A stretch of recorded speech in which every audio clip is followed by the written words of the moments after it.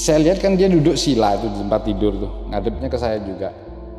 Jadi di mulutnya ini kayak dia ngunyah kelabang separuh, udah separuh gitu loh. Dia lagi kunyah begini. Satu waktu saya begini, itu sepupu saya teriak-teriak lagi. Yang tadinya kita pikir sudah dari siang nggak kumat kan, teriak-teriak lagi, masuk ke dalam kamar dinyalain. Bener mas, lagi kumat lagi yang. Assalamualaikum warahmatullahi wabarakatuh. Balik lagi sama gua Badri Foxwalk. Kali ini sob, kita kedatangan lagi nih salah satu bapak-bapak ganteng. Ya betul, Om Kamal. Mungkin teman-teman udah tahu nih siapa Om Kamal ini. Nah, buat teman-teman yang belum nonton, jangan lupa ditonton tuh videonya sebelumnya, yang pesan terakhir dari almarhum Sumi. Dan setelah gue korek-korek, setelah gue tanya-tanya nih, ternyata Om Kamal mempunyai kisah pengalaman horor yang lebih bikin merinding. Oke, langsung kita kenalan siapa Om Kamal ini. Halo Om. Halo. Gimana kabarnya Om? Sehat. Alhamdulillah sehat Om ya. Nah, ini kejadian tahun berapa nih Om? Tahun 2002. 2002 ya Om ya. Latar belakangnya nih di Jombang, Jawa Timur. Jombang, Jawa Timur. Oke.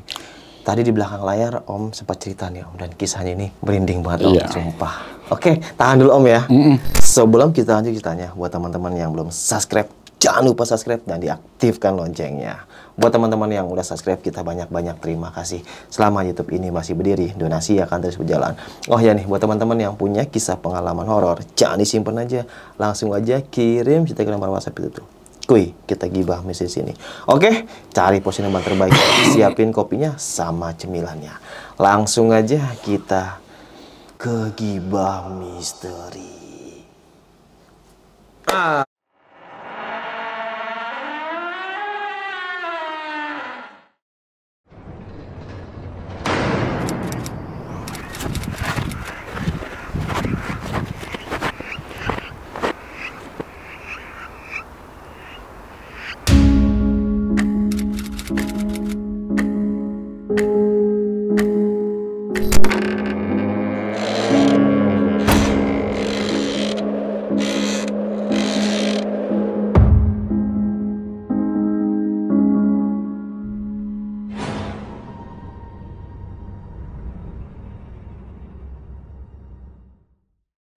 Gimana nih Om Kamal, kisah pengalaman ini Om? Pengalaman ini kejadiannya pertengahan 2002. 2002, jadi waktu itu mau acara pernikahan, jadi pernikahan sepupu di Jombang gitu. Jadi saya punya sepupu itu umurnya 1 tahun di atas saya. Perempuan, dia tinggal tapi bukan di Jombang kota ya, di Jombang desa. Mungkin nggak usah saya sebutkan detailnya, yang jelas mungkin kalau orang Jombang tahu nggak jauh dari Pasar Pelosok lah daerahnya gitu. Pokoknya di situ lah ya Om. Ya di situ. Waktu itu kebetulan bisa dibilang dadakan lah. Saya diundang sama Om, bukan saya doang sih, semua pihak keluarga. Diundang sama Om saya, anaknya ini mau nikah gitu loh. Karena memang sebelumnya saya sering mas ke Jombang tuh dari waktu SMP, jalan sendiri kan, kalau pas liburan beberapa kali. Jadi agak cukup akrab lah sama lingkungan sana. Daerah situ ya. Daerah situ. Sama tetangga-tetangga juga udah kenal lah. Kalau boleh tahu umurnya berapa tuh Om waktu itu, sepupunya Om? Sepupu kalau nggak salah 18 waktu 18 itu. tahun ya. Kira-kira karena pas liburan juga, jadi sebelum hari H ini, mungkin kurang 11 harian nikah gitu, saya udah datang tuh.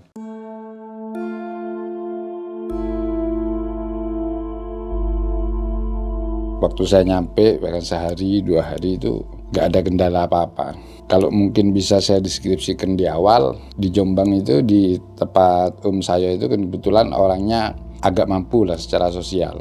Keluarganya juga agak dipandang di desa situ, ada omnya yang jadi lurah gitu-gitu lah mas. Kehidupannya layak lah, lumayan lah punya toko furniture gini-gini lumayan gitu.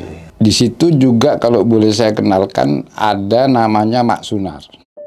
Jadi Mak Sunar ini bisa dikatakan kerja di tempat saya itu kayak pembantu harian gitu loh. Jadi sama istrinya ini anggaplah kayak ditolong karena kurang mampu Mak Sunar ini, nggak ada kerjaan juga suaminya. Jadi ditolong dipekerjakan. Anaknya juga seumuran sama sepupu saya yang cewek, tapi anaknya dia cowok, disekolahkan juga gitu loh. Keluarganya cukup akrab bertahun-tahun gitu loh. Nah, terus di depan rumah om saya kan kebetulan gede rumahnya itu. Bisa dibilang rumah mewah tapi tahun 90-an gitu loh. Yang model besar, halamannya besar gitu. Di seberang jalan ada warung kebutuhan harian gitu. Di situ ada namanya Mbak Har. Mbak Har ini bisa dibilang wartawan lepas kalau untuk di daerah sana. Jadi dia biang gosip lah. Iya. Karyawan lepas. Jadi mengumpulkan berita-berita yang ada di kampung itu terus didistribusikan ke masyarakat juga beritanya. Pahala sekali itu. Jadi itu gambarannya sekilas tentang kondisi di sana. Nah, kejadian itu mulai agak aneh gitu loh. Ketika sekitar H-7, H-8 sebelum pernikahan itu. Karena saya tamu pertama dari luar kota yang datang gitu loh. Jadi kan belum ada yang keluarga lain yang dari luar kota ya yang datang ya, saya masih. Saya memang biasa di rumah om itu tidurnya di karpet gitu loh, sambil di depan TV begitu. Ini karpet, TV, terus ini kamarnya sepupu saya, ini kamarnya om sama istrinya gitu. Di belakang ada kamar saudaranya juga yang lain. Udah saya tidur aja, namanya masih bujang terus muda kan, tidur aja di karpet depan kamar. Malam itu saya agak kaget. Jadi om saya sama istrinya sudah bangun. Anaknya yang mau nikah ini teriak-teriak, Mas.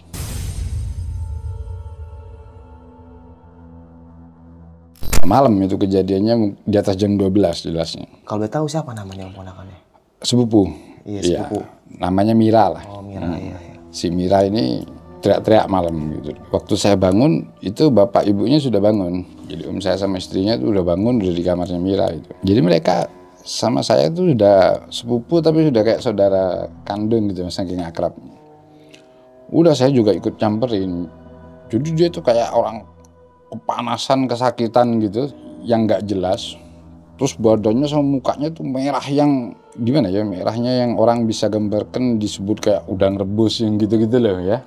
Maksudnya merah yang sambil teriak-teriak yang nggak jelas gitu. Ini kesakitan apa kepanasan waktu itu kan, panik lah gitu waktu itu. Cuman kan nggak tahu ini apa kan, terus apa juga penyebabnya. Ya kita berusaha menangani darurat malam itu dengan harapan kan mudah-mudahan ini reda dalam berapa saat. Ternyata itu sampai pagi gak reda juga, Mas. Gitu. Tetap teriak-teriakan tetap kayak sakit, gitu? Kayak orang kesakitan gitu. Sampai akhirnya pagi itu diputuskan mungkin sekitar jam 8-an atau setengah 9 lalu dibawa ke rumah sakit daerah. Naik mobil kita anterin, saya juga ikut di situ. Diperiksa di situ nggak ada apa-apa. Gitu. Maksudnya dokter juga bingung dengan kondisinya gitu. Yang jadi kepikiran orang tuanya, mungkin saya bisa bayangkan sekarang ya gimana sih orang 7 hari 8 hari lagi mau nikah, undangan sudah disebar semua, terus dia dalam kondisi kayak gitu kan. Saya bisa bayangin itu kepanikannya om saya sama istrinya kan. Waktu pulang nyampe rumahnya dia itu dari rumah sakit itu sekitar setengah 12-an siang lah. Di situ udah rame dari keluarganya ibunya itu yang nungguin di situ kan. Termasuk wartawan harian Lepas Mbak Har itu sudah nongkrong juga di situ kan. Di situ mulai sih diceritakan kalau dokter itu menganalisa ini nggak ada apa-apa. Gitu.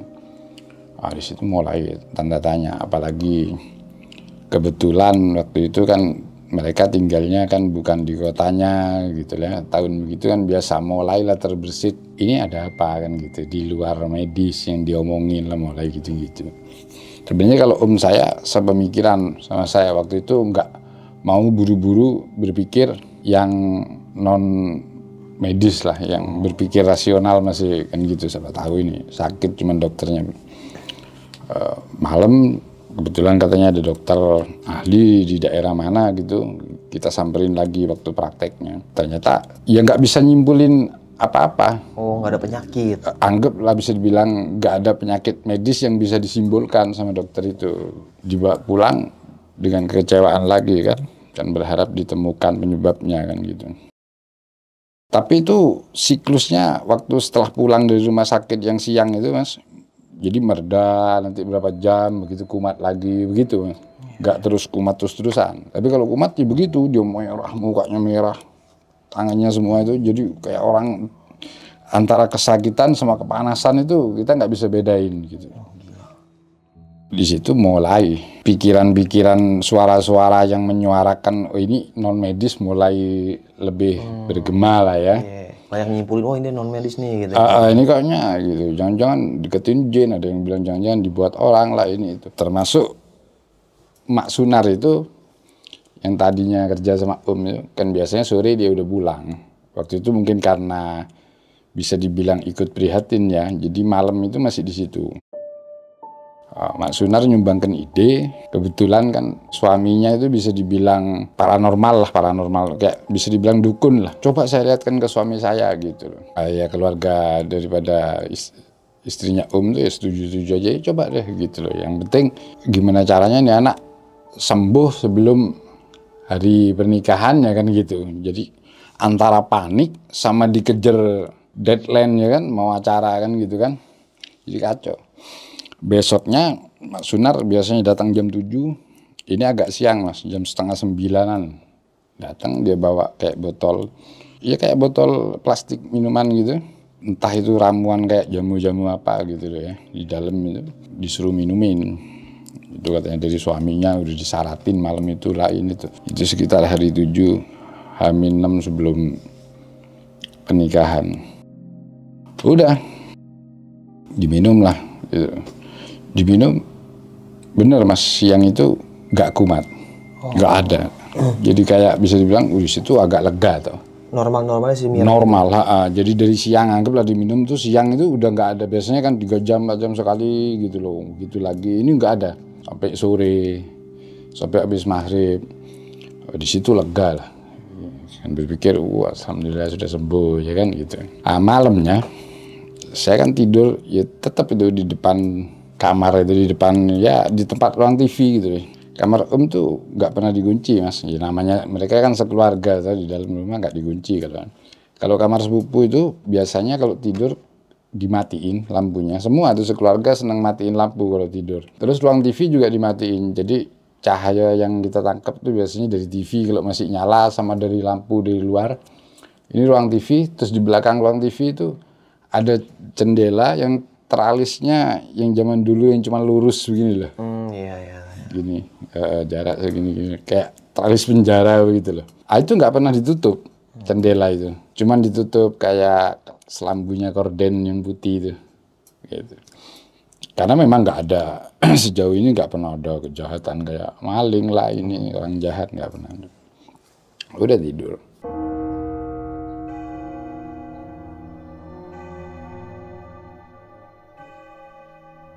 Terus ada jam itu ada di ruang TV juga, di tembok. Jam itu bentuknya kotak begini, terus angkanya angka Romawi. Biasanya jam 12 malam dia bunyi, dung, dung, tapi nggak kayak jam yang gede kuno itu.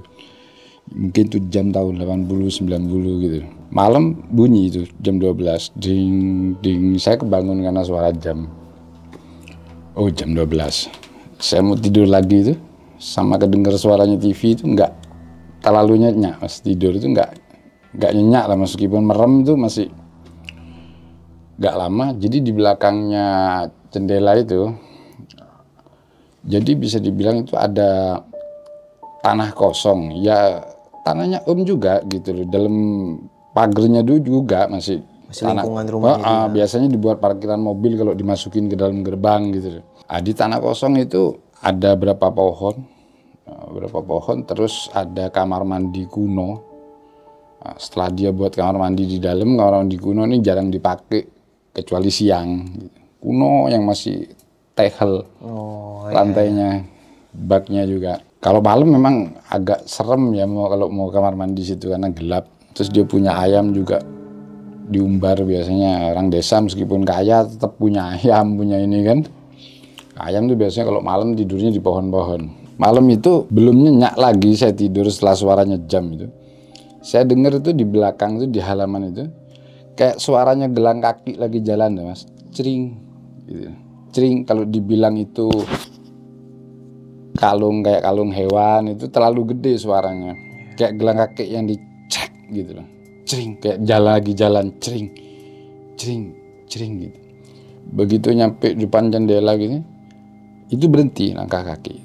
Suara kayak gelang kaki itu berhenti. Yang lebih aneh lagi, saya kan memang dari kecil hidup di desa. Ayam itu kalau sudah bunyi malam bukan berkokok ya, jadi kayak panik. Itu biasanya kalau di desa sih kalau ada musang, itu petanda kalau ada maling atau yang ada sesuatu yang aneh lah, asing yang dilihat ayam ini gitu.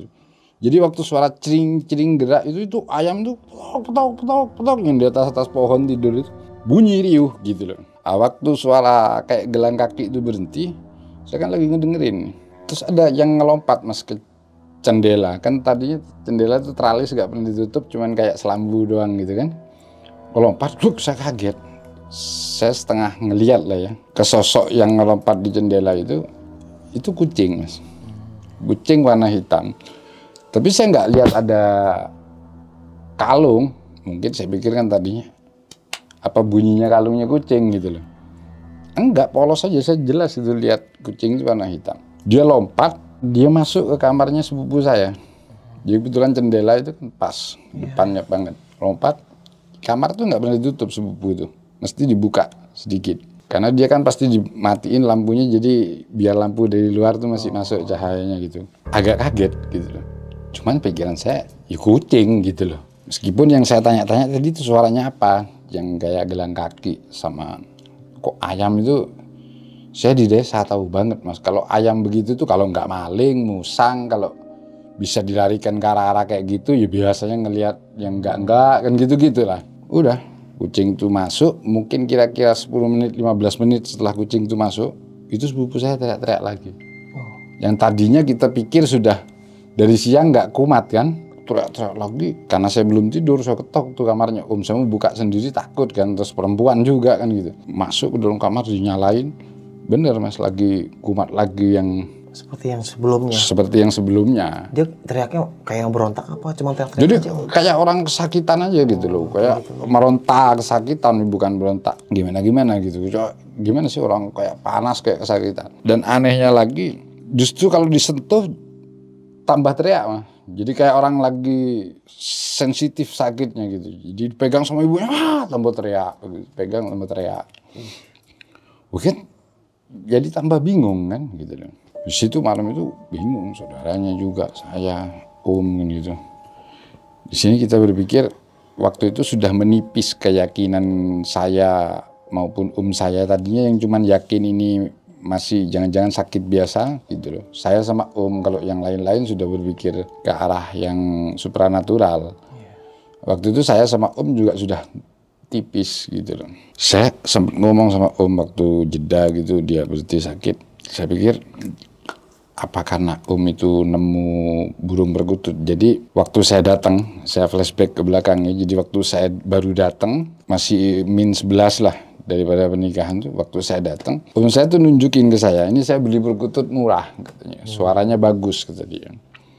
Dikandangin sama dia. Terus anaknya bilang, tapi kakaknya yang mau nikah ini, tapi aneh katanya perkututnya. Jadi kalau malam, dia bilang udah berapa hari beli, kalau malam tuh suaranya nggak suara perkutut gitu loh. Jadi saya kayak suaranya burung gagak. Wah. Jadi perkutut itu ditaruhnya kan kalau malam di dalam ruang tamu gitu loh. Dan di dalam ruang tamu itu sama. Kalau udah malam jam 9 ke atas dimatiin semua lampu. Ya lampu-lampu dari luar, cahaya gitu-gitu doang, karena banyak kaca di rumahnya. Dan kalau malam kata sepupu saya yang gedean itu perkutut kayak keluar mas, kayak dari kandangnya, kayak terbang tapi di ruang tamu juga. Gitu. Kalau dinyalain lampunya, dia tetap di kandang. Oh, gila.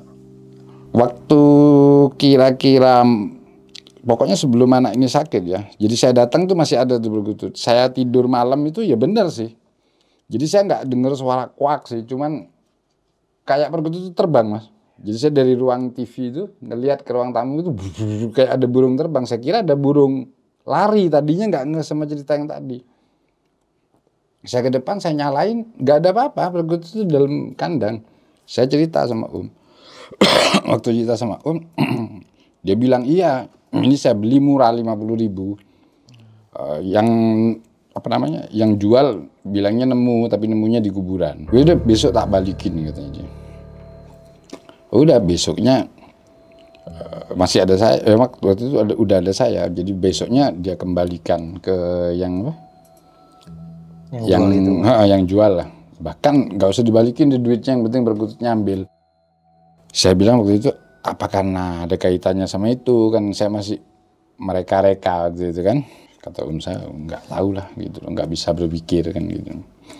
Udah, itu hari min 7, min 6 sebelum hari H pernikahannya. Besoknya di situ udah hampir semua Mas berpikiran ke yang supranatural lah arahnya ya.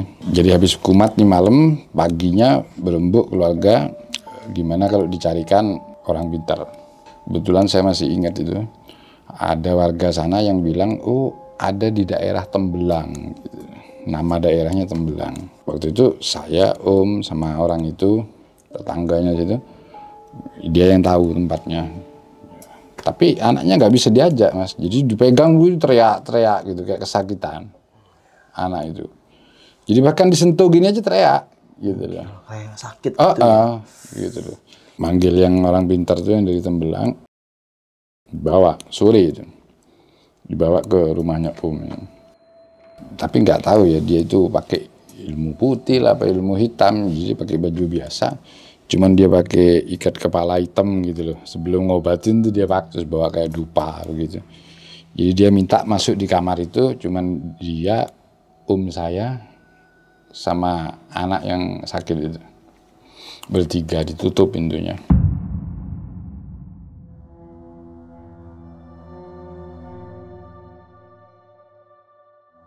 Kayak baca kedengeran di luar itu, ngomong. Begitu keluar tuh orang langsung ke halaman muntah. Yang ngobatin justru muntah. Gitu. Muntah di halaman. Habis itu duduk lemes. Dia bilang ini dibuat orang. Cuman Om saya waktu itu sama keluarganya kurang setuju. Bahkan kalau berkeyakinan kalau memang itu di luar akal, sesuatu yang di luar akal, mungkin ya anak diganggu makhluk halus, istilahnya kasarnya didemenin jin apa-apa yang mau ganggu supaya dia nggak jadi nikahnya, gitu kesimpulan pikiran kita waktu itu. Kalau dibilang dibuat orang, kayaknya nggak ada alasan yang masuk akal. Dibilang nggak punya musuh, nggak apa, terus apa, ini anak nggak punya pacar juga kan gitu. Apa alasannya untuk gagalkan gitu loh kan, atau buat anak ini sakit, nggak masuk akal. Tapi tetap kekeh itu dia, dukunnya bilang ini dibuat orang dan ini ilmunya jahat banget, dia tidak mampu untuk ngeluarin. Akhirnya dianterin, diongkosin supaya naik ojek lah pulang. Di situ dimusyawarahkan lagi, banyak nada yang agak putus asa waktu itu kan, yang terkenal ngobatin aja KO kan gitu. Kewalahan lah ya. Kewalahan, terus gimana nih, hari kan semakin dekat gitu loh, masa iya mau dibatalin atau mau diundur kan gitu. Kalau bisa kan diikhtiarkan supaya sembuh sebelum waktunya kan gitu. Udah, tapi kita nggak ngasih kabar nih Mas ke luar kota kalau ini masih ada peristiwa seperti ini. Jadi keluarga-keluarga yang di luar kota nggak tahu, kiranya masih aman-aman aja, masih ditutup lah beritanya. Itu kan malam, yang diobatin gagal tuh malam. Oh malamnya gitu lagi Mas, kumat, bahkan ngoceh-ngoceh sudah. Jadi mulai keluar suara, ngomong-ngomong yang kadang suaranya gede gitu-gitu kan. Dia bilang, pokoknya tak gagalkan, nggak boleh kawin ini anak. Sudah ditanyain apa-apa, nggak mau ngaku gitu loh. Siapa yang nggak mau ngaku. Udah, kembali ke aktivitas seperti sebelumnya. Saya malam tidur lagi di depan situ. Di situ sudah agak merinding sih, takut tahu-tahu kumat ya kan. Karena sudah pikiran kita waktu itu sudah ke yang supranatural, sudah bukan yang logis lagi gitu. Akhirnya malam itu sama lagi, saya agak penasaran waktu itu. Jadi suara jam itu seperti tak jadikan alarm sama saya. Seperti saya tungguin gitu loh.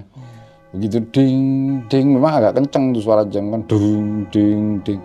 Itu saya bangun, terus coba deh gak tidur gitu lah. Meskipun saya pura-pura merem. Nggak lama, mungkin setengah jaman lah, nggak nyampe sejam, suara gelang kaki gitu lagi malam. Cering gitu loh. Cering jalan. Cering. Begitu nyampe di sampingnya jendela, sama juga. Ayam itu kayak ribut gitu lagi. Begitu sampai samping jendela, begitu lagi. Kucing lagi ngelompat. Tadinya saya kan nggak cerita mas kalau ada kucing malam tuh ngelompat. Saya pikir tadinya kan masih mungkin kucing kan gitu kan. Ini kok sama kan gitu. Kucing lagi ngelompat terus lompat lagi lari ke kamarnya sepupu kan. Di situ saya mulai bangunin pelan-pelan.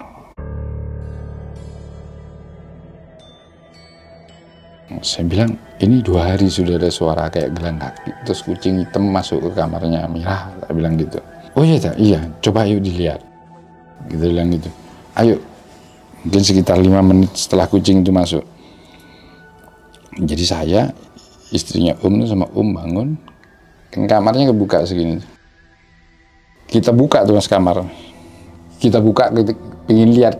Kayak kemarin kan nggak tahu arahnya kucing itu kemana gitu, nggak keluar tapi kok waktu dibuka nggak ada kan gitu. Jadi waktu kita buka begini, kan lampunya dimatiin, cuman kita bisa ngelihat si anak itu tidur, apa-apa di dalam kamar tuh masih kelihatan dari cahaya luar gitu.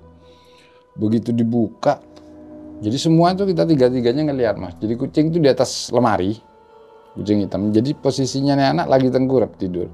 Kucing di atas lemari ini lompat ke punggungnya.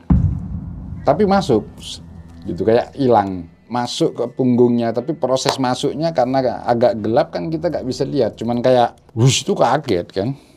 Kita nyalain lampu, kita cari, nggak ada gitu. Begitu kucing itu masuk, langsung teriak-teriak lagi. Jadi sekarang udah mulai itu mas ngomong yang ya tadinya kan cuma sakit, kesakitan doang kan. Ini kayak orang kemasukan gitu. Apa aja tuh om yang diomongin sama? Jadi kebanyakan ya omongannya, nggak kira kawin nih anak gitu, nggak bakal saya izinin gitu, ini gitu, tapi suaranya gede, kayak suara laki gitu. Ya waktu itu kan berusaha doain, baca-baca ini itu. Paginya diputusin ini udah nggak normal, kira-kira H-5 lah. Malam itu mau diadakan pengajian.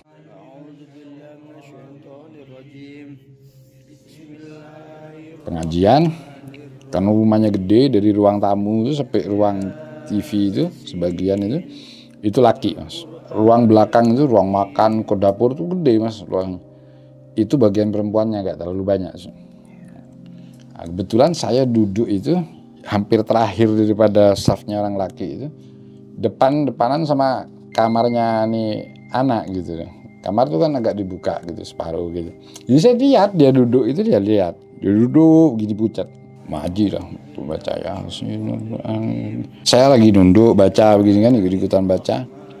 Waktu saya begini, waktu saya ngelihat ke si Mira ini, waktu itu sampai saya kucek-kucek mata. Entah saya pikir bayangan saya apa gimana gitu.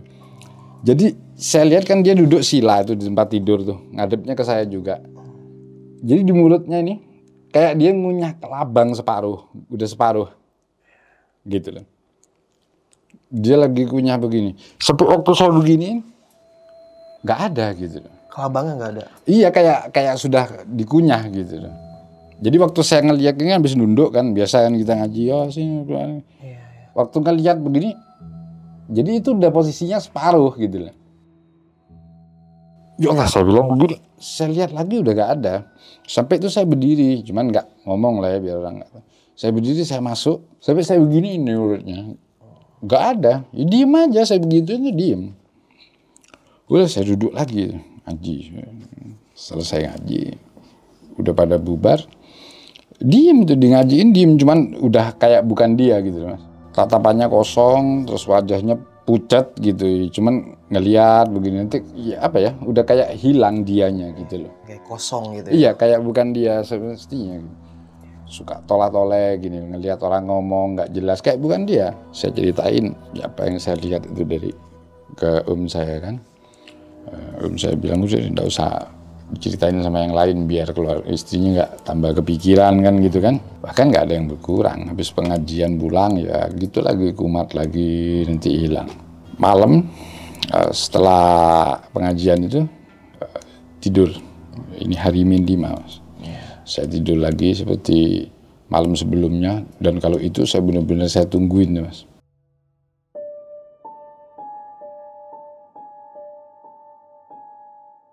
Bahkan sebelum jam bunyi itu saya nggak tidur, karena saya yakin suara bakal datang lagi nih, suara yang kayak gelang kaki tadi itu.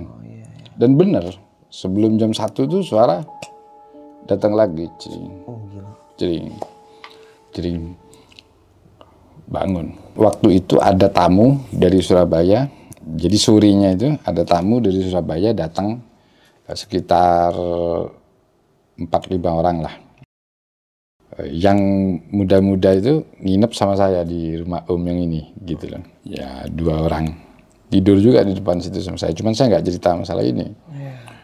Dia tahu udah kejadian sakit ini, karena kan dia ikut-ikutan ngaji juga kan, gitu. Jadi malam itu cering saya diem. Sampai seperti kemarinnya, kucing lompat masuk lagi ke dalam. Masuk lagi ke dalam kamar, saya bangunin yang anak 2 ini, terus bangunin juga.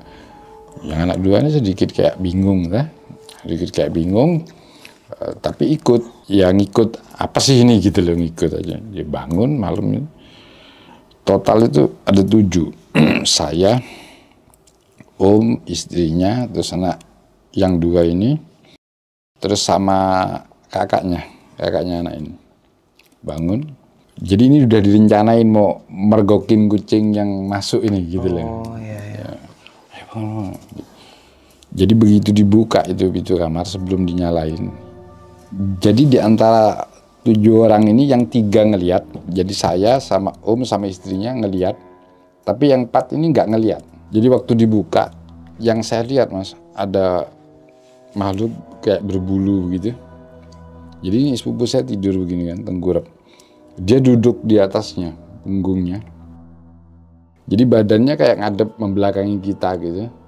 Jadi waktu kita buka begini, posisinya dia kayak noleh begitu. Mukanya kayak kucing, tapi besar kayak orang gitu. Kayak orang lagi duduk. Karena kaget saya, karena saya juga lihat tuh sama istrinya. Jadi yang nggak lihat ini sepupu saya sama saudaranya nggak lihat.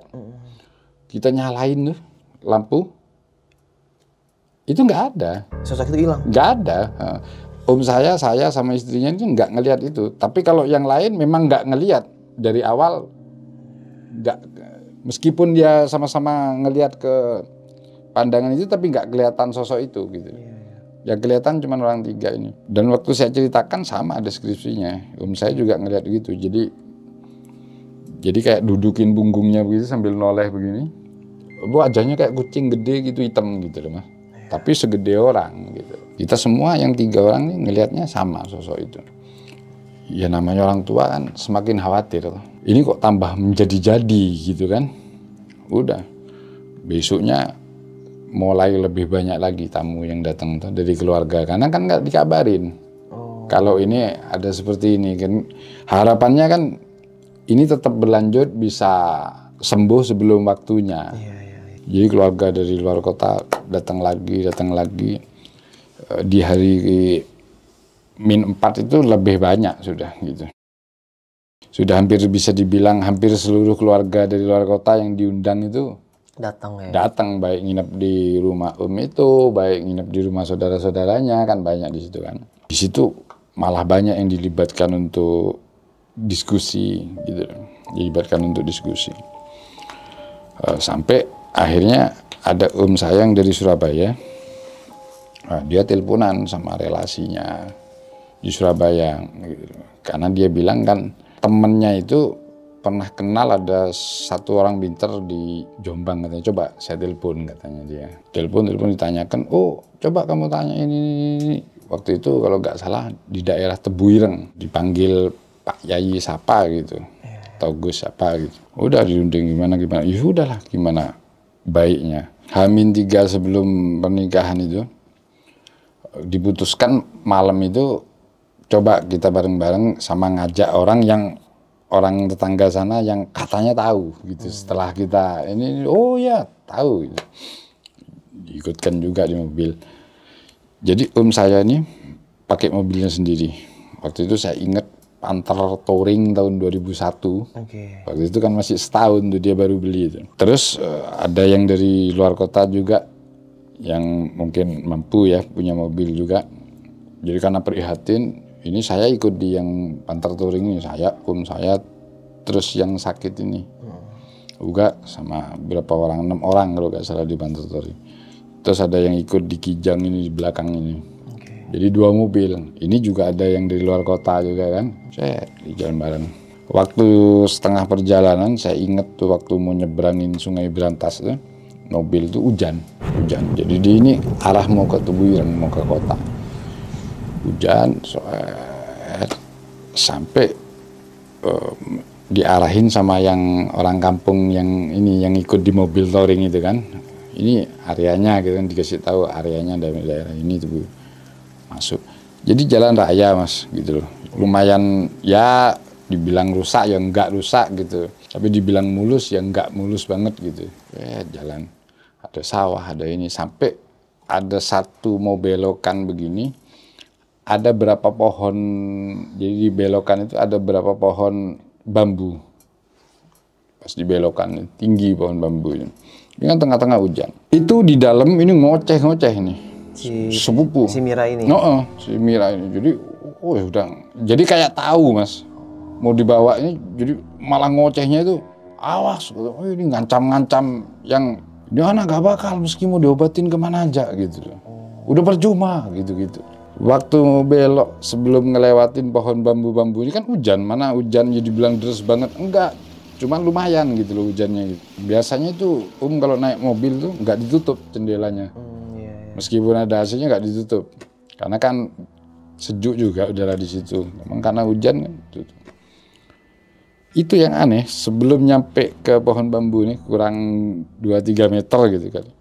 Ada satu pohon bambu yang itu sampai melengkungnya ke jalanan begini. Jadi kayak ditarik begini, nunduk, benar-benar nunduk sampai ujungnya itu nyentuh aspal begini. Nutupin jalan kita. Nggak patah ya. Jadi pohon bambu kan agak lentur gitu. Jadi kayak orang ditarik itu sampai ujungnya itu ngerem Itu dari keselnya saya sampai turun. Jadi dia turun dari mobil itu saya dengar yang diteriakin dia. Kalau mau ganggu saya aja gitu. Jangan ganggu anak saya, lawan saya gitu. Itu naik lagi kayak dilepas begitu. Masuk ke mobil. Itu udah ngomel-ngomel ya. Ini tetap anak ini ngoceh, percuma mau diobatin gimana juga. Jalan lagi mobil ini. Mungkin nggak nyampe 5 menit jalan di dalam mobil. Bisa dibilang kalau saya bilang sih, kalau touring itu kan nggak ada bagasinya sih ya. Cuman kan ada tempat barang tuh bagasi. Itu kayak suara anak kucing ada beberapa gitu loh. Di dalam gitu. Itu sampai yang di belakang sampai nengok gitu loh. Kok tahu-tahu ada suara kucing, kapan masuknya kan gitu kan. Pokoknya aneh lah, nggak masuk akal gitu. Meong. Ditengok, ya nggak ada kucing, nggak ada apa. Akhirnya teruskan aja jalan, lama-lama hilang. Waktu sampai ketemu rumahnya Pak Yayi ini.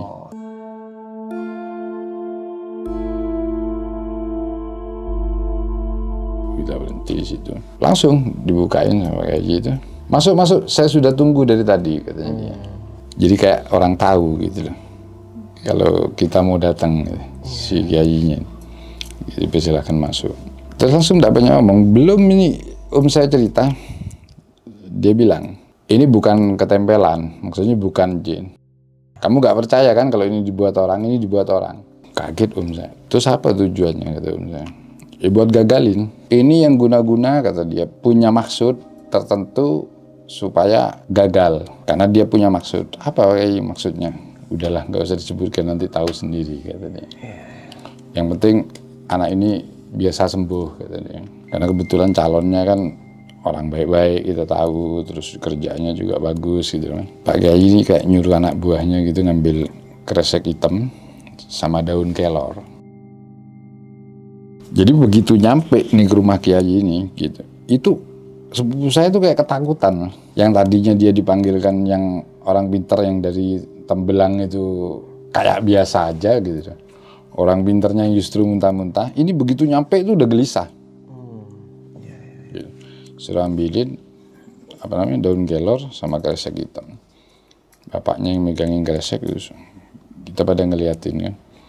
Dipukul pakai daun kelor sini punggungnya, mau dibacain apa gitu sama Kiai itu. Hampir semua yang di situ tuh ngeliat kalau itu dia muntah. Jadi muntah itu hitam, kayak air hitam gitu Mas. Di kresek itu. Gitu, hitam. Terus kayak ada beberapa kelabang yang keluar. Dari mulutnya? Dari mulutnya. Kayak kresek gitu. Itu karena saya dekat, banyak yang ngeliat itu gitu. Selesai itu muntah sama kelihatan begitu itu. Yang ngeliat kayak asap hitam keluar itu cuman beberapa orang aja. Jadi dari semua orang yang di situ nggak semua yang ngeliat. Saya, ngeliat, terus ada beberapa orang ngeliat, ada juga yang nggak ngeliat. Jadi asap tipis gitu nah, hitam. Udah habis itu anaknya lemes, kayak rubuh begitu. Itu Om juga ngeliat yang kayak kelabang itu di dalam kan takut tuh Mas gitu. Itu sampai dibawa ke depan. Dibuang ke depan ini nggak ada, cuman ya memang hitam muntahnya gitu. Tapi kelabangnya itu nggak ada. Dari kresek itu nggak ada. Cuman muntahnya doang di kresek adanya. Muntah doang. Iya. Sampai akhirnya udah lemes nih anak masih istirahat, Kiainya ngomong. Ini yang buat hampir tiap malam kalau jam 12 lebih naik delman lewat depan rumahmu. Naburin sesuatu. Nanti malam juga dia bakal naburin sesuatu. Terus saya dikasih kayak nggak tahu bubuk apa gitu, taburin depan pagermu ini. Gitu. Jadi maksudnya delman yang itu Om? Jadi yang zaman dulu masih ada delman mungkin di sana atau gimana? Iya, bukan zaman dulu ada delman. Jadi kan memang kadang kalau di pedesaan ada orang-orang yang masih punya delman, entah itu buat transport di antar desa mungkin. Pasar gitu, entah itu memang hobi. Pokoknya dia bilang yang nyantet ini bukan punya jasanya orang.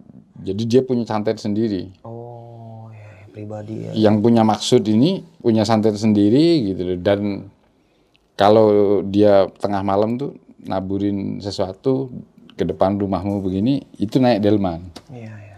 Nanti malam juga dia bakal naburin itu, tapi jangan dilihat. Taburin aja nih kamu nyampe rumah ke depan pagar.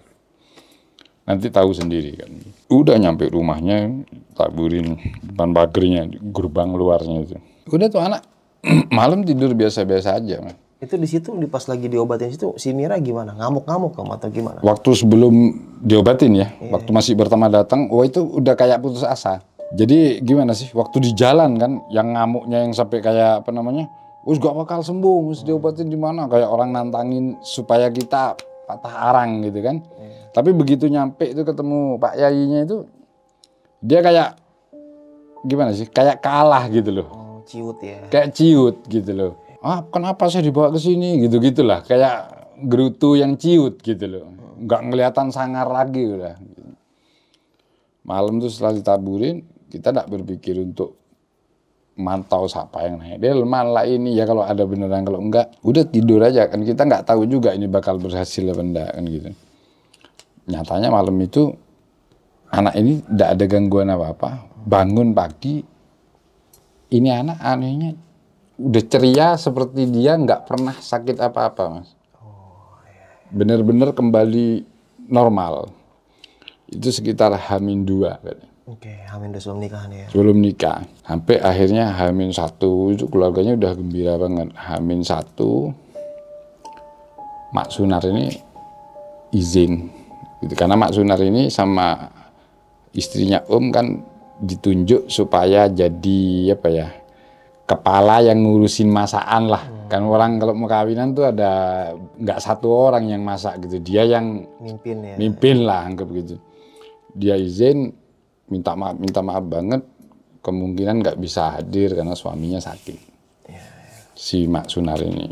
Jadi minta maaf sampai nangis-nangis, dia kayaknya nggak bisa hadir karena suaminya tuh sakit banget katanya dia. Muntah-muntah darah. Ya sudah, mau gimana lagi kan, diizinin.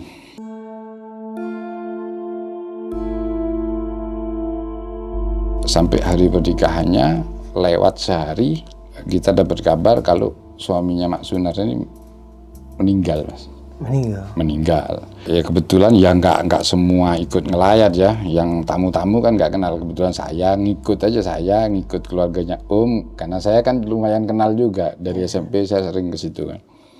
Ikut ngelayat lah ke tempat keluarganya Mak Sunar ini, termasuk kemantennya. Begitu nyampe di situ, duduk kan waktu ngelayat itu nanya-nanya sama yang sama-sama ngelayat, katanya dari malam muntah-muntah darah dari sebelumnya, muntah darah. Yang saya agak ganjel di hati saya, jadi begitu mobil itu nyampe, gitu, saya kan nggak pernah tahu rumahnya nih orang. Begitu mobil itu nyampe, saya lihat itu di halaman rumahnya Mak Sunar itu, meski orang nggak punya kan ada halamannya tuh Mas rumahnya. Itu ada delman.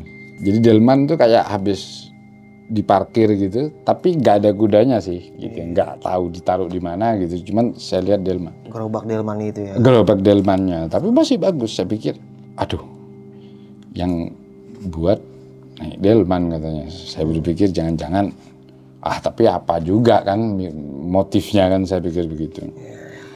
Udah, saya nggak banyak omong karena saya pikir juga nggak ada saksi, nggak ada motif daripada ntar jadi fitnah ya kan.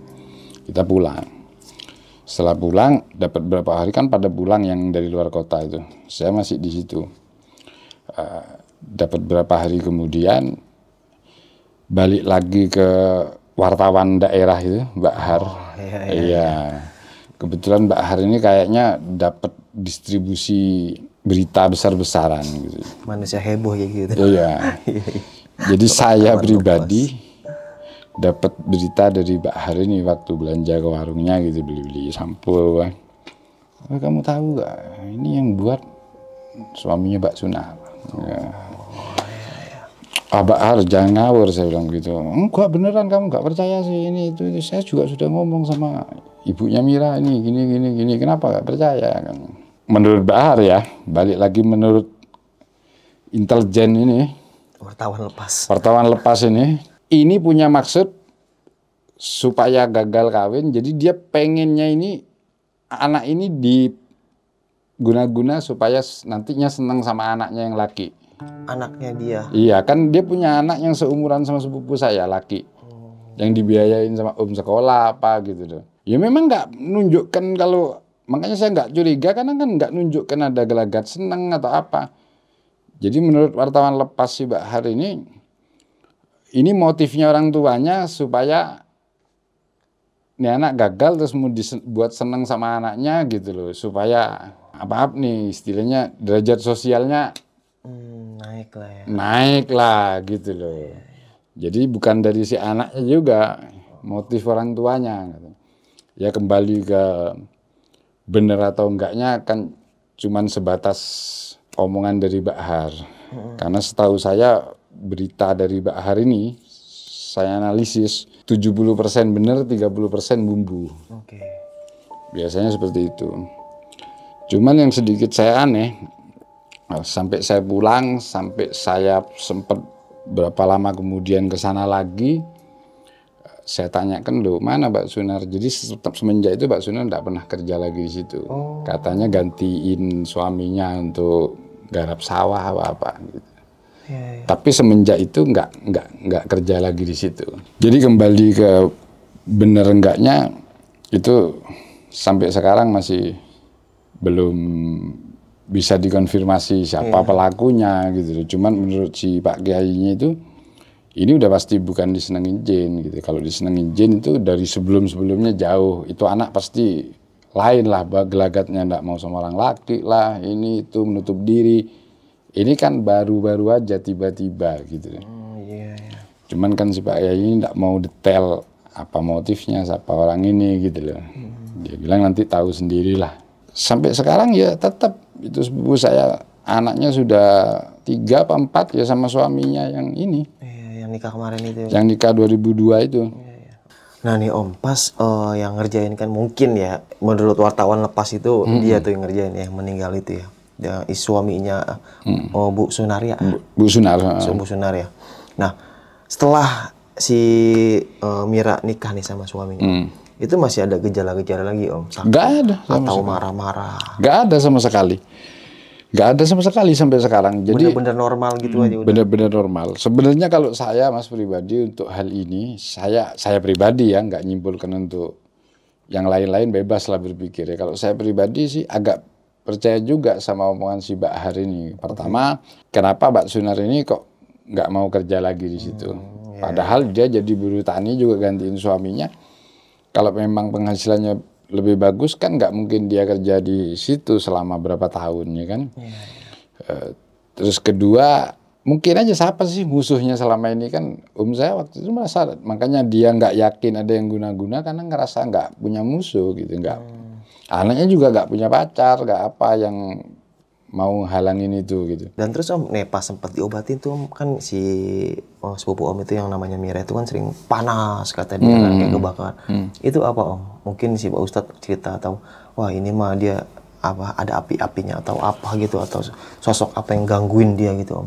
Menurut Pak Yai itu istilahnya kalau bahasa sekarangnya yang dikirim tuh silumannya gitu loh, kucing gitu loh Mas. Oh kucing. Cuman yang saya aneh kok, saya ngelihat yang dia kayak akan kelabang gitu ya, pertama, terus dia muntah juga keluar kelabang. Ya, waktu ditanyain itu, ya itu bentuk kejahatan gitu loh. Maksudnya kejahatan itu lambangnya kalau nggak ular, kalajengking, kelabang itu bentuk kejahatan gitu loh. Dan sempet tanya Om ke si Mira itu Om, Kenapa? kalau dia itu apa sih yang lu rasain pada Nggak saat ngerasa itu? apa-apa, dia bilang. Dia nggak sadar. Nggak sadar. Dia bilang ya nggak ada apa-apa. Dia bilang biasa aja kayaknya gitu loh. Kayak ada memori yang keputus waktu, jadi setiap dia kumat atau dalam kondisi yang tidak normal itu, dia merasa nggak ada gitu. Entah kayak orang tidur atau ya kayak keputus aja. Gitu. Dia bilang nggak ingat. Nggak ingat apa-apa ya? Enggak. Apa yang udah terjadi sama dia? Nggak ingat. Gila gitu. Seremnya. Dan kalau waktu ngelihat waktu merahnya itu Mas, kalau normal, semisal itu ilmu kedokteran normal ya, itu pasti ada bekasnya orang. Gimana sih kayak melepuh gitu. Tapi ketika sembuh ya sembuh gitu aja, nggak ada. Cacar api gitu ya? Iya merah, luar biasa. Bentol kadang gitu. Itu yang terjadi sama si Mira saat itu Om. Itu semua badan atau tangan doang, apa muka doang Om? Ya kita kan yang ngelihat. Dalamnya kan nggak kelihatan. Iya. Cuman kita asumsikan ya mungkin sebadan kali Mas. Karena dari semua sih merahnya tuh sampai yang gimana sih? Iya. Mungkin kalau orang makan cabai 20 kali masih kalah merahnya kali mukanya gitu loh. Merahnya sampai sampai merah banget. Terus si suaminya tahu tuh Om kalau sebelum nikah ada kejadian enggak, gitu. Enggak Tahu pada saat itu. Waktu sebelum nikah enggak. Enggak tahu ya. Mungkin setelah nikah baru Setelah nikah ya. karena keluarga pun kan ditutup-tutupin kan tadinya sampai makanya datang kan gitu kan. Justru sebenarnya Mas gitu loh. Malam itu kalau dibawa ke Pak Yayi itu nggak sembuh, rencananya besoknya mau dikasih tahu pihak lakinya. Oh, sebelum acara. Sebelum acara, karena udah nggak ada udah kalau nggak sembuh hari itu, besoknya udah min 2. Nggak ada waktu, udah harus diajak berunding itu pihak lakinya. Dia tahu juga kan tentang biar tahu kondisinya. Cuman kan besoknya sembuh jadi ditutup. Tapi setelah nikah ya tahu ceritanya gitu. Oke Sob, mungkin sekian ya kisah pengalaman horor yang dialami sama Om Kamal ini. Dan ini kisah banyak banget ya pelajaran yang bisa kita ambil ya. Jadi balik lagi ya, ya sebaik-baiknya manusia pasti ada selalu yang nggak suka. Sejahat-jahatnya manusia pasti mempunyai sifat baiknya. Dan ya buat teman-teman semua di rumah, semoga kita selalu dalam keadaan sehat walafiat, dimudahkan rezekinya dan dilapangkan rezekinya dan dijauhkan dari orang-orang yang syirik kepada kita. Ya syirik tanda tak mampu. Jadi ya tetaplah kita jangan sampai iri dengki sama orang, ngeliat orang itu sukses atau ngeliat orang itu cantik atau lebih daripada kita nggak usah iri. Itulah Allah memberikan kelebihan kepada dia, dan sebenarnya kita punya kelebihan juga gitu, tapi kita tanpa sadari gitu. Jangan sampailah sifat iri kita malah jadi bencana buat diri kita sendiri, dan berlapang dadalah dengan kebahagiaan orang lain, karena kebahagiaan orang lain adalah berkah buat kita. Contoh gini, misalkan teman lu nih jualan permen di warung, laku banget gitu kan. Terus gue juga jualan permen, laku, tapi nggak laku. Usaha boleh sama, tapi rezeki pasti berbeda. Karena setiap manusia mempunyai kapasitas tersendiri dan kebutuhan kita sendiri. Dan balik lagi, ya jangan lupa selalu beribadah. Karena semakin dekat kita pada Tuhan, semakin jelas perlindungan Allah Subhanahu wa taala. Karena ya sesusah-susahnya kita mengadulah kepada yang Maha Kuasa. Jangan ngadu sama temen, cuma bilang sabar, sama gue juga susah. Itu.